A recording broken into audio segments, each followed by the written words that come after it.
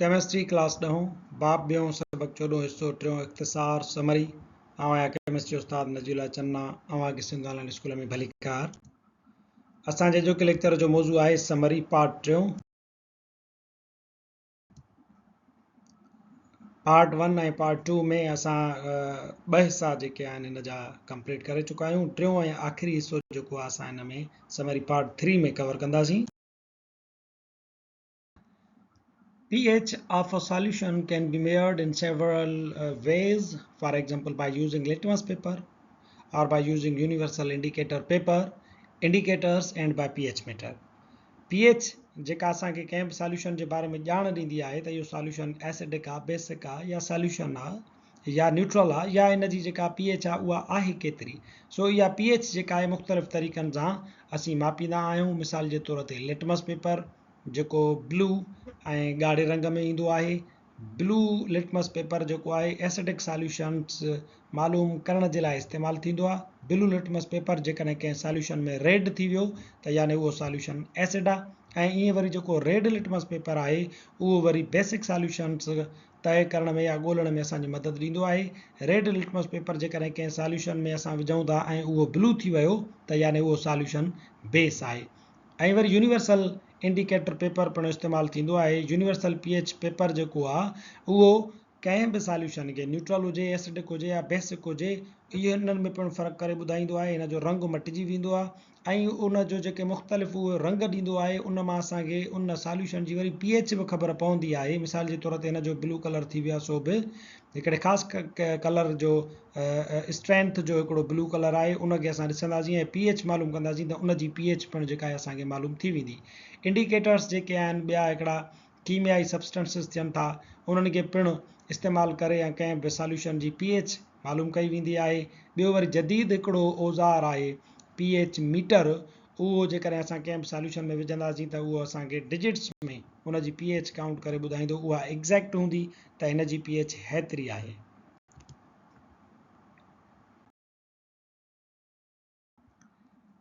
Indicators are weak organic acid or base which change their color over small range of pH.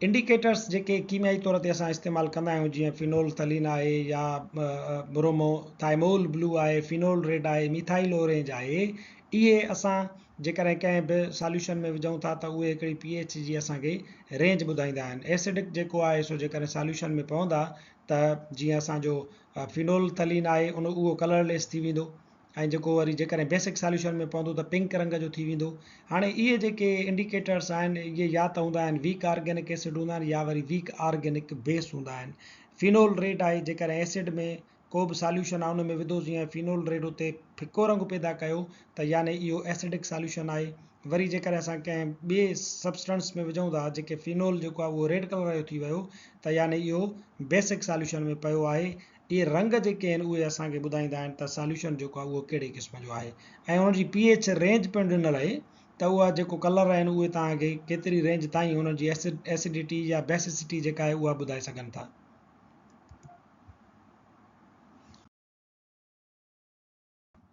A titration is a technique where a solution of known concentration is used to determine the concentration of unknown solution.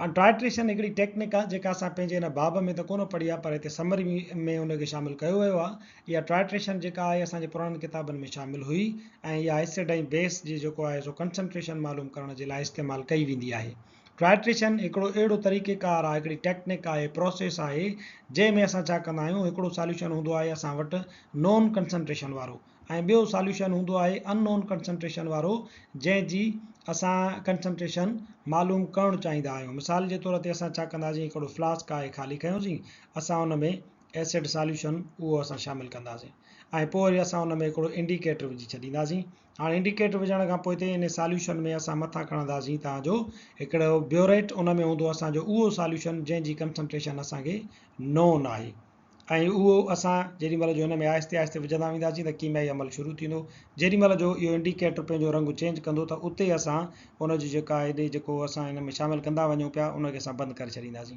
हाणे जीअं ई असां इन जी concentration वधीक न विझंदासीं त हाणे असांखे रीडिंग्स मिलंदियूं इहा इनिशियल रीडिंग हुई त केतिरो हुयो इहो फाइनल रीडिंग आहे इन्हनि रीडिंग्स जी मदद सां मोलरिटी जेका असांखे मालूम आहे, जेको हे वॉल्यूम असांखे मिलियो, इन खे इस्तेमालु कंदे असां हिन हिन हिन पंहिंजे सॉल्यूशन जी जेको असां ही खयोंसीं, जंहिंजी कंसंट्रेशन असांखे मालूम न आहे त केतिरी मोलरिटीअ जो इहो बेस जेको आहे उहो ठहियलु आहे, उहो उन जी असां मोलरिटी मालूम करे वेंदासीं.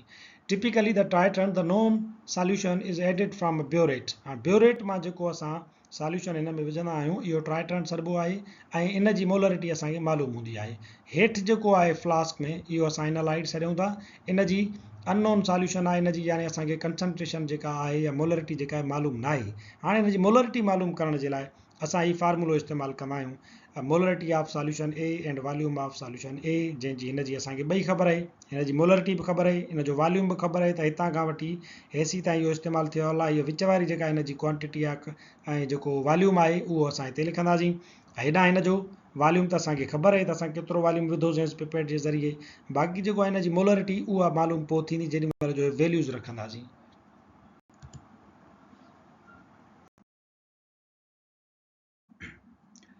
Salt is a product of acid base reaction. लूण एसिड ऐं बेस रिएक्शन जी हिकिड़ी प्रोडक्ट आहे. It's a combination of cation from base.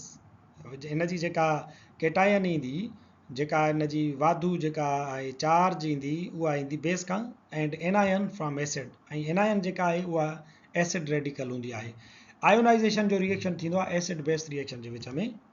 न्यूट्रलाइज़ेशन जो जेको रिएक्शन आहे उहो असां कराईंदा आहियूं. न्यूट्रलाइज़ेशन जे रिएक्शन में छा थींदो आहे त हिकिड़ो एसिड ऐं ॿियो बेस हिक ॿिए जी ख़ासियतुनि खे न्यूट्रलाइज़ कंदा आहिनि, हिक ॿिए जी ख़ासियतुनि खे बेअसर कंदा आहिनि. तंहिंजे करे हिनखे न्यूट्रलाइज़ेशन वारो रिएक्शन, तब्दीली वारो कीमियाई अमल या बेअसरी वारो कीमियाई अमल चइबो आहे.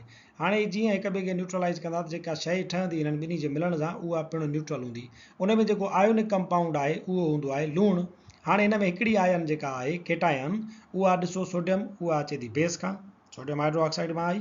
ऐं ॿी जेका एनायन आहे उहा चवंदा एसिड रेडिकल आहे, उहा एसिड खां ईंदी आहे. हेॾां इहा एसिड खां आई आहे. हिननि जा नाला पिणु ईअं ई थींदा आहिनि. हिन में मेटल जी जेका आयन आहे उनजो असां नालो ॾींदा आहियूं पहिरियां सोडियम, ऐं वरी पोइ एसिड रेडिकल जो नालो लॻाईंदा आहियूं क्लोराइड. यानी एसिड ऐं बेस जो जेके आहिनि उन्हनि जूं जेके हिन में आयन्स आहियूं उन्हनि मूजिबि हिन लूणनि जो नालो ठाहियो वेंदो आहे.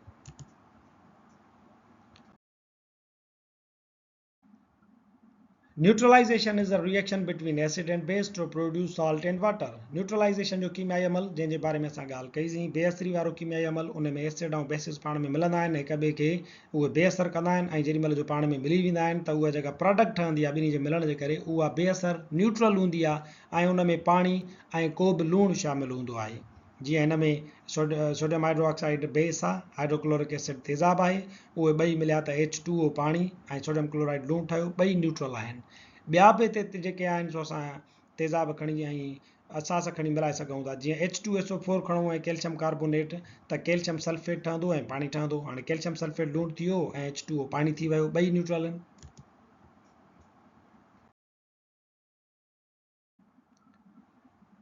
लूणु बुनियादी तौर ते नॉर्मल साल्ट थींदो आहे, एसिडिक साल्ट थींदो आहे, बेसिक साल्ट थींदो आहे. इहे असां इन्हनि जा क़िस्म पढ़ी आया हुआसीं. सो एसिडिक साल्ट उन लूण खे चइबो आहे जंहिंमें हिकु या हिक खां वधीक रिप्लेसेबल हाइड्रोजन आयन्स या एटम हुजनि. रिप्लेसेबल हाइड्रोजन्स हुजनि. मिसाल जे तौर ते हाइड्रोक्लोरिक एसिड आहे. हाणे हिन में इहा जेका हाइड्रोजन आहे इहा रिप्लेसेबल आहे. जेॾी महिल जो बेस सां रिएक्शन कंदो त हिन मां जेका मेटल वारी आयन आहे उहा वेंदी वञी करे हिनखे हितां रिप्लेस कंदी. हाणे हितां जेकॾहिं इहा पोटेशियम वञे थी वञी करे हिनखे कढियईं त इहा हितां हाइड्रोजन निकिरी वई, पोटेशियम जो आई त पोटेशियम क्लोराइड ठही वियो. हिन हाइड्रोजन खे असां चवंदा रिप्लेसेबल हाइड्रोजन जेका आहे सो आयन. हाणे एसिडिक साल्ट तॾहिं ठहंदो, ही त ठहियो पोटेशियम क्लोराइड, इहो जेको आहे सो असांजो नॉर्मल साल्ट आहे. छो त हिन जे अंदरि जेका आहे सो का बि हाइड्रोजन रिप्लेसेबल हाइड्रोजन अञा मौजूदु कोन्हे का, आहे न्यूट्रल या नॉर्मल साल्ट आहे. मिसाल जे तौर ते H2SO4 खे असां खणूं. हिन असां एसिड खे खयोंसीं H2SO4 खे, ऐं इन खे असां रिएक्शन था करायूं पोटेशियम हाइड्रोक्साइड सां.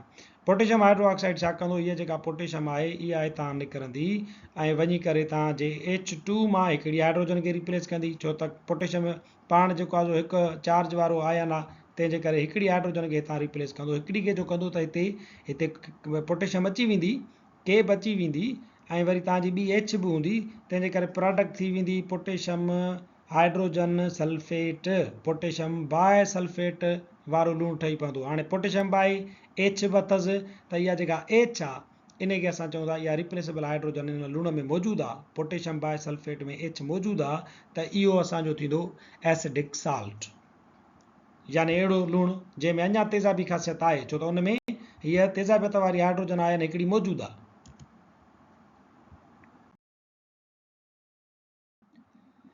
Buffer solution is a solution which resists the change in pH of solution against the addition of small amount of acid or base. Buffer solution अहिड़े क़िस्म जो हिकिड़ो गार हूंदो आहे जेको pH जी जेका तब्दीली थी सघे थी उन खे उहो रेज़िस्ट कंदो आहे, उनखे रोकींदो आहे, उनखे न्यूट्रल रखण जी कोशिशि कंदो आहे। मिसाल जे तौर ते पाणी आहे, उन जी pH 7 आहे, छो त पाणी न्यूट्रल हूंदो आहे। हाणे इन पाणी में असां तेज़ाब विधोसीं त ॾिसो उन जी pH जेका आहे एसिडिक थी वई, उहा थी वई pH 7 मां 3.2। हाणे इहो एसिडिक थी वियो आहे, हिन में असां इंडिकेटर विधोसीं, उनजे करे हिन जो कलर बि रेड थी वियो आहे। हाणे ॿिए पासे खां असां पाणी था खणूं, उन जी pH 7 आहे पर उन में बफर सॉल्यूशन बि विधोसीं, बफर सॉल्यूशन ऐं पाणी ॿई पाण में मिलाए रखियासीं, उन में विधोसीं तेज़ाब। हाणे उन जी pH ॾिसो 6.8 आहे, 7 मां घणी थी 6.8, यानी इन जी जेका pH आहे उहा स्टेबल आहे। ऐं इहो जेको बफर आहे उहो ॿ कम कंदो आहे। इहो बफर जेको आहे ॿिनि उन मां कंपोनेंट्स मां ठहियलु हूंदो आहे, एसिड ऐं बेस जा हिसा उन में शामिल हूंदा आहिनि।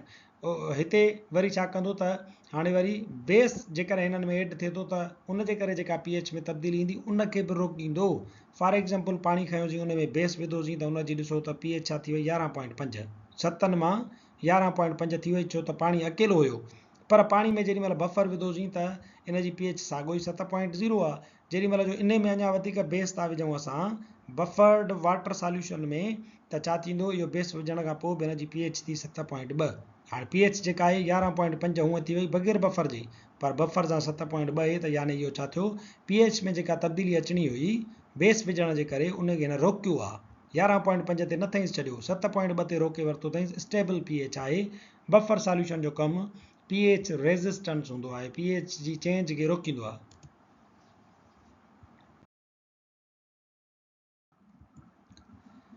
फॉर एग्ज़ाम्पल असांजे ब्लड जी pH आहे जेका नॉर्मल 7.35 ऐं वधि में वधि हूंदी आहे 7.45।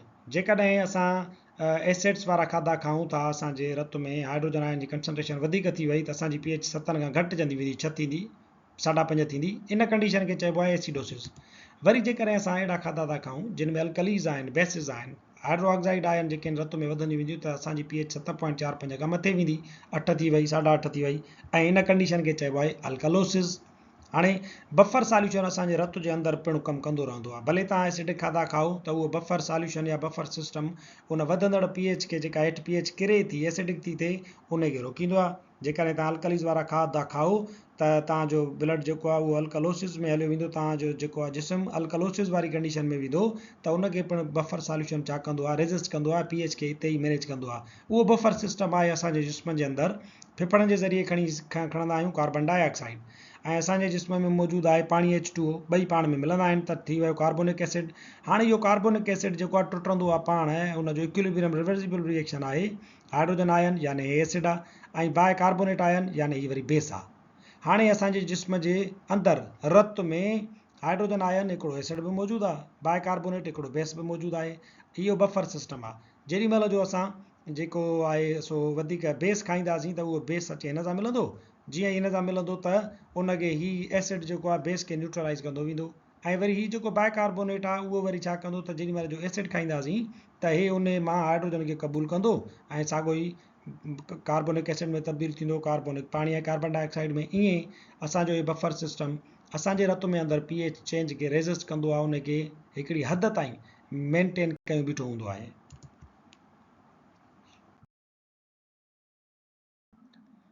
इन ई पॉइंट सां गॾु असांजो समरी पार्ट 3 हिते पुॼाणी ते पहुचे थो, ऐं समरी बि जेको असांजो मौज़ू हुयो उहो पिणु पुॼाणीअ ते पहुचे थो। वरी हाज़ुर थींदासीं नए लेक्चर सां गॾु।